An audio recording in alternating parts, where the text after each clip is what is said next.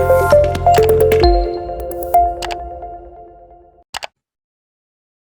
everyone, my name is Saula Khan and I am here with the second video, which is basically on the eligibility criteria. The first video I have covered that Saitama University has recently announced the MEXT Scholarship and its deadlines. So let us discuss whether you are either eligible to apply for this scholarship or not. So basically the program they are offering is of civil and environmental engineering. So let's go to the link and see whether you are eligible or not. So let's move.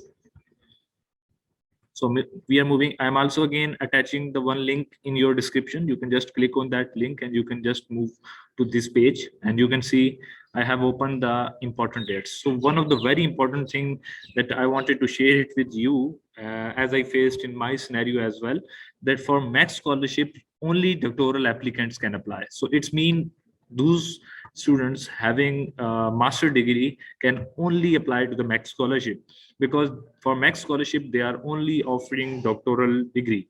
So if you wanted to apply for master scholarship, you have to apply in ADB GSP scholarship. It is similar like MEXT scholarship with the same criteria, with the some 9900 1% different between them, but it's mostly difference. But the problem is that if you don't have 2 years experience after your bachelor's degree, you cannot apply to ADB GSP scholarship. I am repeating that again. If you wanted to apply to this scholarship in Saitama University, for MEXT scholarship, only doctoral applicant can apply. However, for master, you can apply, but you must have a 2 years of experience, then you can apply to the ADB GSP scholarship. This is the main thing which I wanted to share. For master degree, you must have a 16 years of education, and you have a major discipline civil and environmental engineering, but you can check the major courses here, because I am not from civil and environmental engineering, yet I can also apply in this urban and transportation system planning. So there are a lot of courses. You have to just check where your course is. You can also check your master course as well. You can see there are multiple courses are offering there. So this is the one thing I wanted to share. The second one, you can just go to the admissions.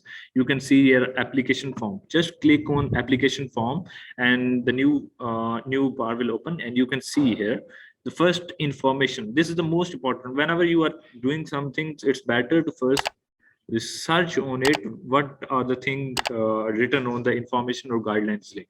So this is the guideline video. You can see here, this is civil and environmental engineering and the 2023. So it is the recent one they have recently issued.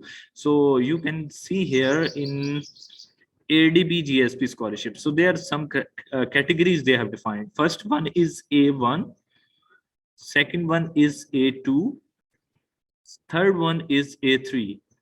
So these are the three different scholarship being offered. So I'm just telling the scholarship being offered now, and then in the third video I'm making it a short bit so that it will be easy for you to carry on.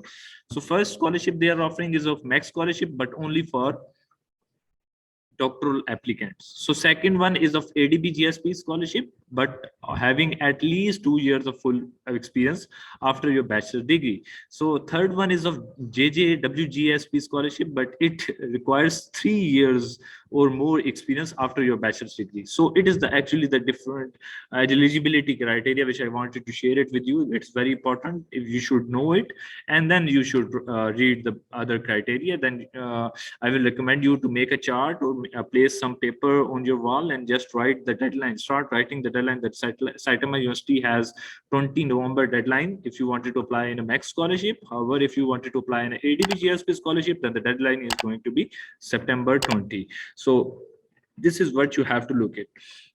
So self-funded student can also apply. You can see here, and later they can also get the JASU scholarship. So next video will be my own required documents. So just wait for my next video. Thank you so much for watching.